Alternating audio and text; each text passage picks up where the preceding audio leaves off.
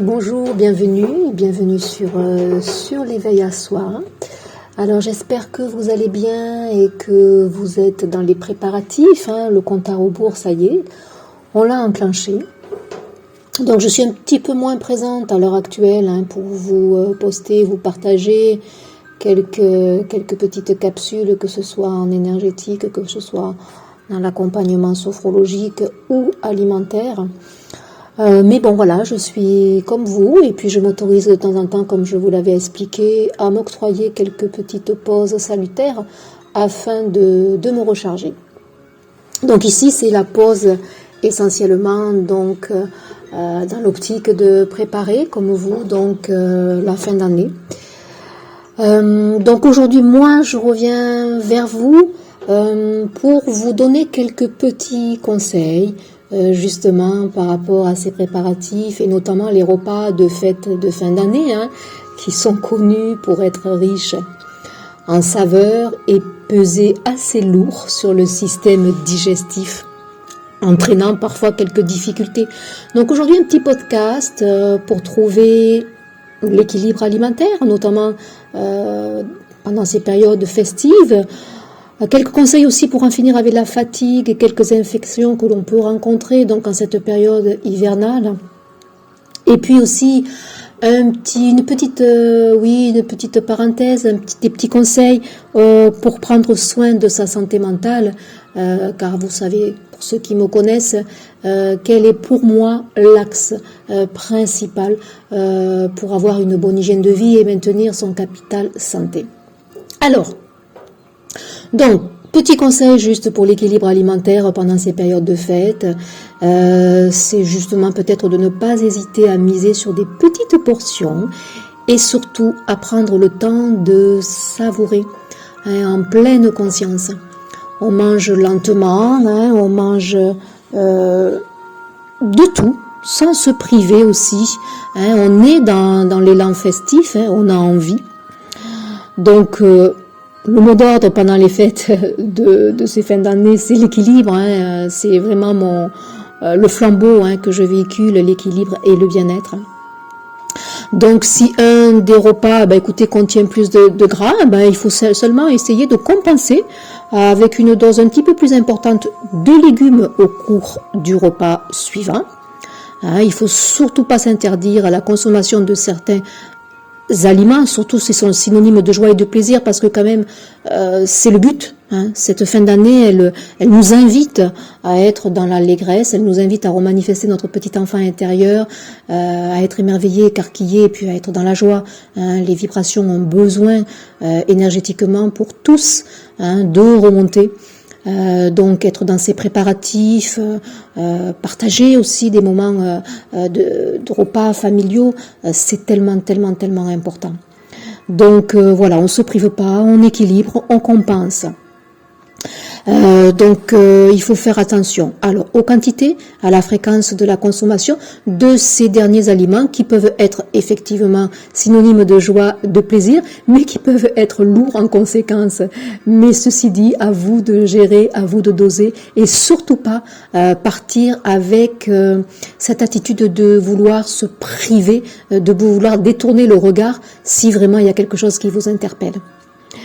Alors on n'oublie pas la base de boire beaucoup d'eau, peut-être aussi d'inviter les tisanes au cours de cette période, surtout là où on n'est pas encore rentré dans les repas festifs. Donc voilà, varier les tisanes, quelles qu'elles soient, tisanes détox, tisanes surtout digestives, tisanes pour accompagner le foie, tisanes hépatobiliaires aussi qui peuvent vous accompagner justement pour la bile. Après justement on prépare son corps. On limite évidemment un petit peu la consommation d'alcool qui va alourdir et justement occasionner en plus des repas beaucoup plus lourds des problématiques digestives. Alors on pense peut-être aux probiotiques qui peuvent améliorer la qualité de la flore intestinale, réguler éventuellement le transit intestinal et éloignant donc de ce fait les inconforts digestifs. L'artichaut peut être une plante intéressante qui va stimuler l'activité dépurative du foie et favoriser le vidange de la vésicule biliaire. Alors l'artichaut est très intéressant. Il est parfois peut-être pour moi un peu trop stimulant. On peut aussi préparer son foie ici avec du desmodium qui est assez pertinent et intéressant et un petit peu moins, je dirais, poussif, dépuratif comme pourrait l'être l'artichaut. Car certaines personnes ont un petit peu de mal aussi avec l'artichaut. Hein. Voilà, quelques petits conseils que vous pouvez appliquer, qui sont faciles. Donc voilà, on pense beaucoup à boire, on invite un petit peu les tisanes, on équilibre, on compense. Hein, lorsqu'on sait qu'on a mangé un petit peu plus gras, eh bien on compense le repas suivant ou on compense pendant le repas à manger beaucoup de légumes, surtout les verts, hein, qui vont permettre justement la détoxification. Hein, voilà, le vert c'est la chlorophylle, hein, ça détoxine pas mal. On pense éventuellement aux probiotiques, on s'accompagne éventuellement aussi de desmodium, hein, ça peut être pertinent. Alors en finir avec la fatigue et les infections. Alors effectivement, comme je le disais, en hiver, il n'est pas rare de ressentir de la fatigue. Hein. On a une baisse de vitalité, une absence d'énergie, la difficulté à se lever le matin, mais cela va de pair hein, avec les cycles de saison. En hiver, on a tendance à hiberner, on est dans son refuge intérieur, on est bien chez soi, hein, au sens propre comme au sens figuré. Ça, c'est tout à fait normal, c'est la période qui le veut. Donc en hiver, effectivement, le corps il fait face aussi à de nombreux agresseurs extérieurs comme des virus, hein, voilà, qui nous mettent à rude épreuve et sursollicitent nos défenses naturelles. En plus, les journées plus courtes viennent déséquilibrer notre horloge biologique et impacter la libération de la mélatonine, hormone du sommeil. Alors, même si la période des fêtes de fin d'année amène à changer de rythme, essayez de préserver toutefois un certain rythme de sommeil.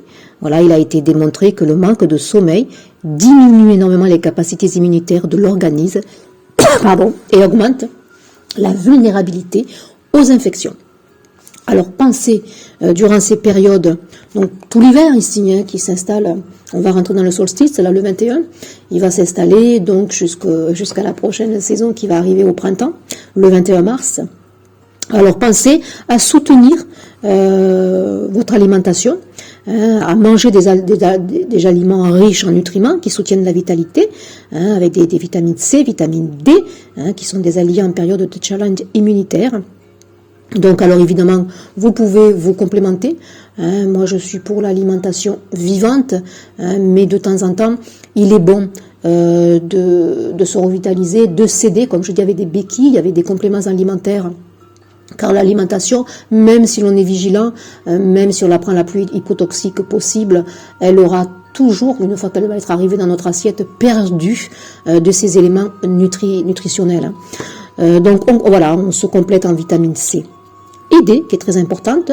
Alors la D, surtout pour les personnes qui habitent dans le nord, hein, qui ont moins de soleil que nous, hein, je dis nous parce que moi j'habite dans le sud. Alors les pépins de pamplemousse sont très intéressants car avec leur richesse en bioflavonoïdes et en vitamine C, ils favorisent la résistance de l'organisme et contribuent aussi en même temps à l'équilibre microbien et aident à combattre donc les refroidissements. Voilà, donc c'est pas mal. Alors se substanter, il y a du zinc aussi, hein, vitamine C, vitamine D, prendre pas mal aussi de magnésium, ça on va le voir pour prendre soin de sa santé mentale.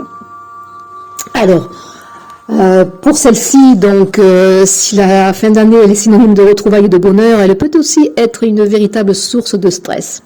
Entre les projets à finaliser avant la nouvelle année, la pression pour certains des achats de Noël et des repas en grand comité. La réalisation aussi d'un bilan que l'on s'octroie à faire en fin d'année, et peut-être pour certains l'appréhension de celle à venir, tout cela nous fragilise. De plus, en plein commencement de l'hiver, le moral peut être en berne et le retour des journées plus ensoleillées peut paraître lointain.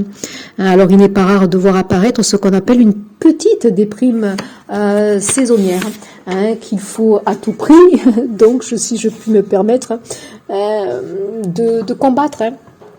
Voilà, on a une petite perte d'intérêt, on peut ressentir du vague à l'âme, mais ça c'est lié au cycle des saisons, ça va de pair. Il faut épouser tous ces cycles de saison et puis les cycles lunaires qui viennent parfois grandement impacter nos états d'humeur. Alors, il faut profiter de cette période pour prendre soin, comme je le dis toujours, de sa santé mentale, en maîtrisant le stress et en se donnant un coup de peps au moral. Alors, on a pas mal de plantes adaptogènes qui peuvent être utilisées, seules ou en synergie, pour une efficacité multipliée. Alors on a le millepertuis qui est très bon voilà pour les petits coups de blues. Bon, moi je fais un petit peu attention avec lui, car certaines personnes aussi le passent un petit peu mal. Moi j'aime bien la rhodolia, qui est une plante adaptogène et qui permet d'augmenter la capacité d'adaptation de l'organisme face aux facteurs environnementaux responsables du stress. Donc elle est vraiment celle-ci anodine. Le millepertuis, il peut occasionner aussi pour certaines personnes des problèmes d'intolérance. Et il n'est pas anodin. Voilà, on est plutôt avec le millepertuis, pour moi, pour régler une problématique vraiment un peu plus profonde. On est au-delà de la petite déprime de saison. Donc je préfère la rhodolia. Voilà. Alors, et pourquoi pas, évidemment, pour préserver sa santé mentale, être au top, et bien écoutez, utilisez l'outil de la sophrologie qui apporte, qui va apporter pour ceux qui vont l'adopter et qui vont se sentir dirigés vers cet outil. Il faut pas se forcer. Si c'est un outil qui ne vous parle pas, c'est pas la peine d'aller vers lui. Mais sachez que la sophrologie va déjà amener beaucoup plus de détente, de positivité et réguler notre système parasympathique. Donc autorisez-vous. J'ai pas mal de capsules qui ont été mises donc sur ma chaîne YouTube. J'ai d'ailleurs fait des playlists pour bien distinguer le tout. Vous avez des accompagnements, des méditations. Je vous partage aussi certaines positions à faire, ne serait-ce qu'aussi en pratiquant un petit peu de yoga. Ce sont des postures qu'on utilise aussi avec l'outil de la sophro. Donc très intéressant, très pertinent. Voilà, ce petit tour de petits conseils pour vous accompagner. Donc, sachez que là, vous pouvez dès à présent, écoutez, les mettre en place et puis les continuer au-delà de cette période, tout l'hiver. Voilà, ça peut vous accompagner. N'hésitez pas à aller sur ma page Facebook, sur ma chaîne YouTube, pour aller regarder aussi les petites bulles d'harmonie qui peuvent vous accompagner. Sachez aussi que je peux moi intervenir en tant que thérapeute holistique pour vous accompagner au quotidien, ne serait-ce que pour vous apporter un bien-être, un équilibre, alors que ce soit un accompagnement nutritionnel, en nutrition santé, vous délivrez des conseils. Alors, les conseils que je donne ici, ils n'ont rien d'extraordinaire, ils n'ont rien de didactique non plus, je n'impose rien. On va vers ce qui peut vous convenir au mieux. Je vous délivre des conseils qui peuvent peut-être justement vous amener un meilleur équilibre. Il n'y a rien non plus d'extrême. Je ne suis pas dans des courants où l'on amène des choses radicales. J'ai été formée avec 2 courants, les bases en naturopathie, où on est dans la prévention, et puis auprès du SIN Institut, où j'ai voulu quelque chose d'un peu plus formel, formé auprès donc d'un institut privé, auprès d'un médecin, où là donc pareil, on a des outils quand même rigoureux qui sont validés scientifiquement.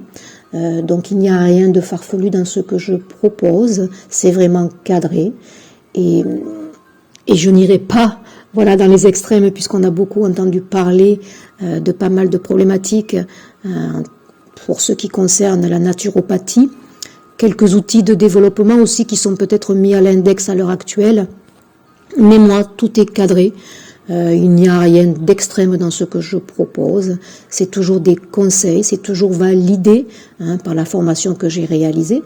Voilà, on ne s'invente pas du jour au lendemain accompagnateur, notamment pour la santé, c'est pas rien.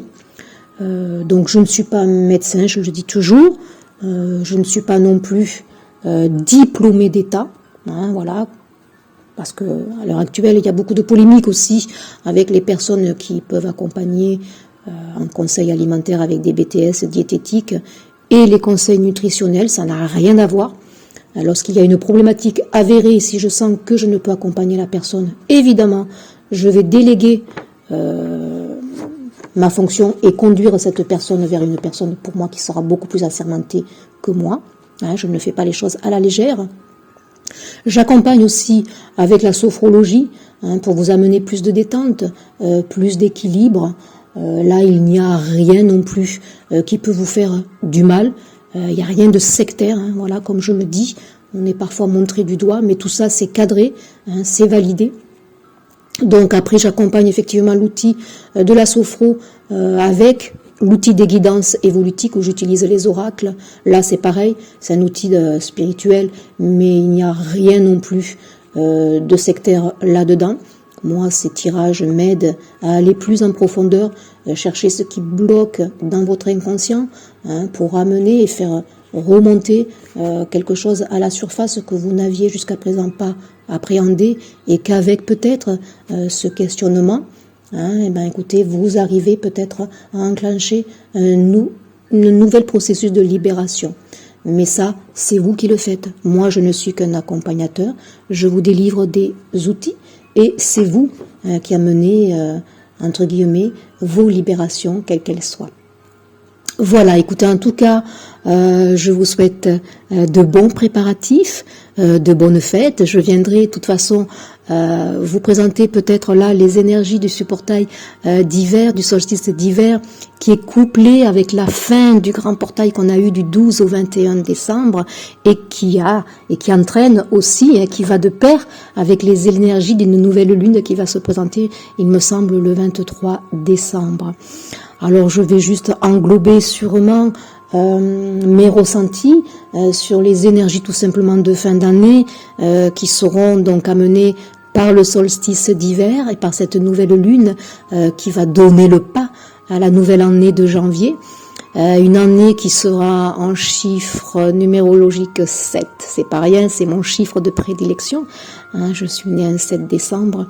Le 7, c'est l'accompagnement spirituel, quelles que soient vos croyances, c'est seulement le fait de se dire qu'on est accompagné, ne serait-ce qu'énergétiquement, et ne serait-ce que par la foi intérieure, quelles que soient les croyances, là de nouveau, la foi c'est pas seulement religieux, la foi c'est votre foi intérieure, c'est simplement votre confiance. Donc c'est une année pour moi qui va amener le tempo sur la confiance en soi, se donner de la valeur, reconnaître sa valeur, poser certaines limites sûrement. Peut-être qu'on sera sur une année du plexus solaire. C'est l'année aussi du chariot. On conduit, écoutez, sa réussite, on conduit son évolution. Il y aura sûrement l'année ou le mois de juillet sera sûrement pour moi assez important. Mais là, je suis en train de vous parler déjà de mes ressentis, donc je vais revenir pour vous donner tout cela. Et puis sachez que ce sont mes ressentis par rapport donc aux énergies qui circulent, par rapport à ce que je peux capter, et puis par rapport à ce qui va entrer dans la matière. Donc c'est mes ressentis, mes intuitions, entre guillemets ma vérité, il n'y a pas qu'une seule vérité et heureusement, mais ça pourra vous donner le tempo des énergies, ça pourra aussi vous accompagner. Tout cela, de toute façon, tout ce que je délivre, ça ne se veut qu'accompagnateur. Voilà, écoutez, préparez bien cette fin d'année, passez des bons moments et puis lâchez prise sur vos attentes parce que je sais que certains sont dans des attentes quelles qu'elles soient. Lâchez prise, lâchez le contrôle. On me dit de vous dire d'être dans le flux et dans le flot de ce qui est, de ce qui arrive vers vous, car il y a un joli courant de paix qui va se manifester pour cette fin d'année. Je vous souhaite une bonne journée, un excellent accueil pour cette écoute et puis je vous dis à très vite pour un prochain partage. Au revoir.